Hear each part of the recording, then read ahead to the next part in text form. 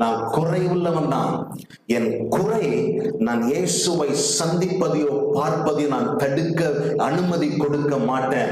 என் குறையின் மத்தியில நான் இருக்கிற மரத்தில் ஏறி வழியை தேடி வேறு வகைகளை தேடி இயேசுவை சந்திக்க நான் புறப்பட்டு போறேன்னு சொல்லிட்டு அவன் இனிஷியேட்டிவ் எடுத்தான். இன்னைக்கு நிறைய பேர் நாம விழுறது பேக்கப் ஆகிறது இங்க தான். ஏன்னா இந்த இடத்த நான் என்னன்னு உங்களுக்கு சொல்ல விரும்புறேன்னா, இன்ஃபீரியாரிட்டி காம்ப்ளெக்ஸ், மனத்தாழ்மை அடையக்கூடிய ஒரு இடம். இருக்கிறீங்களா? ஹல்லேலூயா. மனத்தாழ்மை அடையக்கூடிய ஒரு இடம்.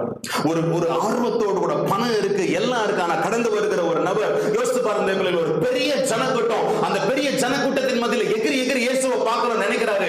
ஆனா மற்றவங்களுடைய உயர்வும் தன்னுடைய அந்த குள்ளமான நிலையும் பார்க்கும்போது ஒரு மனத்தாழ்மை இவருக்குள்ள வந்து, நான் ஏன் அவங்கள மாதிரி இல்ல, நான் ஏன் அவங்கள மாதிரி வளரல, என்னுடைய வளர்ச்சி ஏன் அவங்கள மாதிரி இல்ல, ஒருவேளை நான் அவங்கள மாதிரி இருந்திருப்பேனே ஆனால் நானும் இயேசுவை தரிசித்திருக்க முடியுமோ அப்படின்னு சொல்லக்கூடிய ஒரு நிலைமை சகேயுவுக்கு வந்தது. ஆனா சகேயு அதை மேற்கொண்டார். இங்க இருக்கிற நிறைய பேருடைய வாழ்க்கையில மனத்தாழ்மைக்குரிய சூழ்நிலைகளை அனுதினமும் வாழ்க்கையில் அனுபவிக்கிறீங்க. ஆனா பிரச்சனை என்னன்னா, நீங்க அதை உடைத்து கொண்டு வருவதில்லை.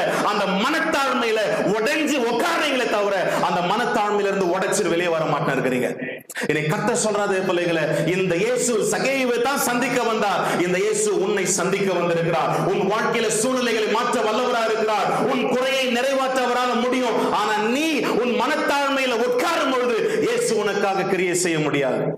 நீ உன் மனத்தாழ்மையை உடைத்துக் கொண்டு இன்னைக்கு எழும்பி வரும்படியாய் ஆண்டவராக இயேசு உன்னோடு கூட பேசுகிறவராக இருக்கிறார்.